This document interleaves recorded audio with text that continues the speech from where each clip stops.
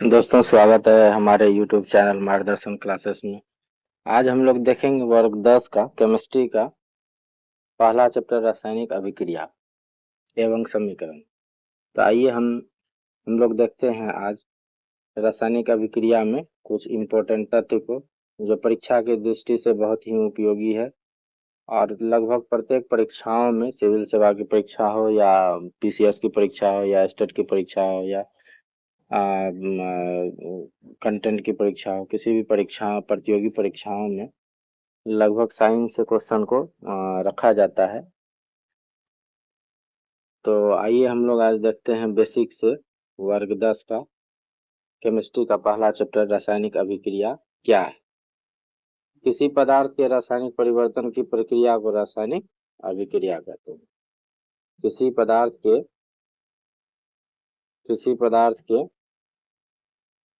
किसी पदार्थ में रासायनिक परिवर्तन होने की प्रक्रिया को रासायनिक अभिक्रिया कहते हैं। रासायनिक अभिक्रिया में एक या एक से अधिक पदार्थ अलग पदार्थ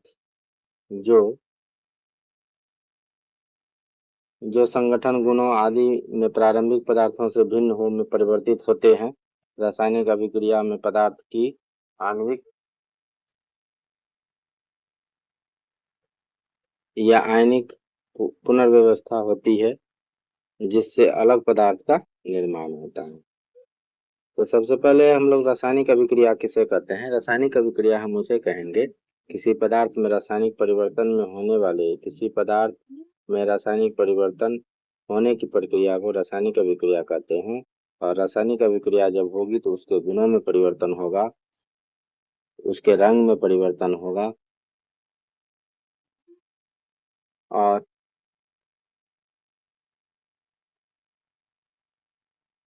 और उसके प्रकृति में परिवर्तन होगा।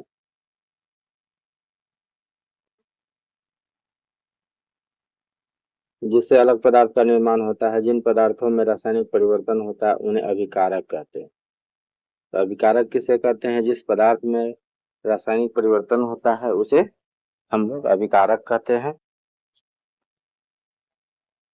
रासायनिक अभिक्रिया में बने हुए पदार्थ को हम लोग उत्पाद कहते हैं।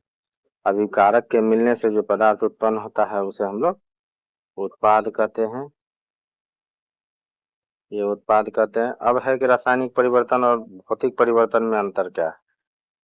रासायनिक परिवर्तन क्या चीज है और भौतिक परिवर्तन क्या चीज है। पदार्थ परिवर्तित होकर अलग पदार्थ में बदल जाता है। पदार्थ के रासायनिक गुणों एवं रासायनिक संगठन में परिवर्तन हो जाता है। इसे हम लोग क्या कहते हैं? रासायनिक परिवर्तन कहते हैं। दूसरा है कि आणविक या आयनिक पुनर्व्यवस्थापन होता है। तीसरा है भौतिक विधि द्वारा पुनः प्रारंभिक पदार्थ नहीं प्राप्त किया जा सकता। उदाहरण के लिए जैसे जल का अवघटन जिससे हाइड्रोजन गैस और ऑक्सीजन गैस मुक्त होती है। दूसरा है जलना, जब हम किसी पदार्थ को जला देंगे तो वह पुनः व्यवस्थित नहीं हो सकता है। तीसरा है मोमबत्ती का जलना, खाना पकाना, दूध का स्कंदन, दूध से दही का बनना, लोहे में जंग लगना, ये सब क्या है? रासायनिक परिवर्तन है। आइए देखते हैं भौतिक परिवर्तन किसे कहते हैं।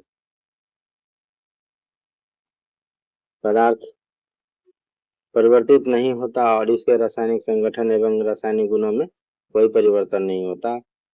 आणविक या आयनिक पुनर्व्यवस्थापन नहीं होता। भौतिक विधि द्वारा पुनः प्रारंभिक व्यवस्था प्राप्त की जा सकती है। उदाहरण के लिए पानी को जमकर हम लोग क्या करते हैं? बर्फ बनाना है।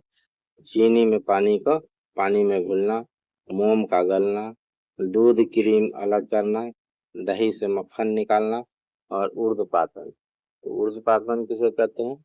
वैसा पदार्थ जो ठोस से सीधा गैस में परिवर्तित हो जाता है, वैसे पदार्थ को ऊर्ध्वपातन कहते हैं। आइए आगे देखते हैं। मोमबत्ती जलने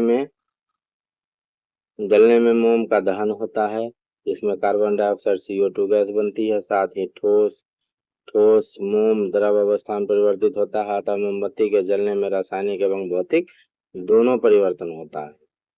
मोमबत्ती का जलना क्या है? रासायनिक और भौतिक दोनों परिवर्तन होता है।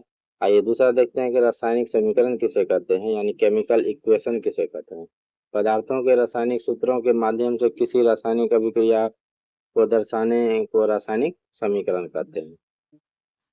तो जब रासायनिक अभिक्रिया होती है तो हम अभिकारकों को उनके संकेतों के रूप में जब हम दर्शाते हैं तो उसे हम लोग रासायनिक समीकरण कहते हैं। रासायनिक समीकरण में अभिकारक को बाईं तरफ लिखकर तीर द्वारा उत्पादों में परिवर्तित होने को दर्शाया जाता है। जैसे उदाहरण के तौर पर हम लोग देखेंगे, ऑक्सीजन की उपस्थिति में मैग्नीशियम के दहन से मैग्नीशियम ऑक्साइड बनता है और इस अभिक्रिया को रासायनिक समीकरण निम्नलिखित Mg+O2 बराबर MgO, अभिकारक हो जाएगा Mg+O2 और उत्पाद क्या हो जाएगा MgO। दूसरा द्रव्यमान संरक्षण के नियम से हमें ज्ञात होता है कि रासायनिक अभिक्रिया में पहले एवं उसके पश्चात तत्व के परमाणुओं की संख्या समान रहती है। अतः रासायनिक समीकरण में अभिकारक और उत्पाद में तत्वों के परमाणुओं का संतुलन आवश्यक है। रासायनिक समीकरण में तीर के निशान के बाईं और दाईं तरफ तत्वों के परमाणुओं की संख्या समान होने पर समीकरण संतुलित कहलाता है। वहीं यदि तीर के दोनों ओर तत्वों के परमाणुओं की संख्या समान न हो तो समीकरण को असंतुलित या कंकाली रासायनिक समीकरण कहते हैं। इस कंकाल समीकरण कहा जाता है। जब तीर के दोनों तरफ के परमाणु और अणु की संख्या बराबर होगी तो वैसे समीकरण को हम लोग क्या कहेंगे, संतुलित समीकरण कहेंगे। दूसरा देखते हैं रासायनिक अभिक्रियाओं के प्रकार। किसी रासायनिक अभिक्रिया में परमाणुओं के आपसी बंध के टूटने से और नए जुड़ने से नए पदार्थ का निर्माण होता है। रासायनिक अभिक्रियाओं को निम्नलिखित रूपों में देखा जा सकता है, जैसे बुझा हुआ चूना कैल्शियम हाइड्रोक्साइड के विलयन का प्रयोग दीवारों की सफेदी करने के लिए किया जाता है। कैल्शियम हाइड्रोक्साइड वायु में उपस्थित कार्बन डाइऑक्साइड के साथ धीमी गति से अभिक्रिया करके दीवारों पर कैल्शियम कार्बोनेट की एक पतली परत बना देता है। यही कारण है कि सफेदी करने के 2-3 दिन बाद कैल्शियम कार्बोनेट CaCO3 बनने से दीवारों पर चमक आ जाती है। संगमरमर का रासायनिक सूत्र भी है CaCO3। तो रासायनिक संगमरमर का रासायनिक सूत्र क्या है, CaCO3। CaOH इक्वेशन इसको इस प्रकार लिखेंगे, CaOH2 plus CO2 equal to हो जाएगा CaCO3 प्लस H2O। तो इस प्रकार हम लोगों ने आज देखा रासायनिक अभिक्रिया और समीकरण। तो अगले भाग में हम लोग वर्ग 10 के अगले टॉपिक को देखेंगे और उसमें से जो इम्पोर्टेंट क्वेश्चन होगा उसको हम लोग सॉल्व करेंगे। Thanks for watching video. बहुत बहुत धन्यवाद दोस्तों। हमारा वीडियो अगर पसंद आए तो लाइक एवं सब्सक्राइब कर दें। धन्यवाद।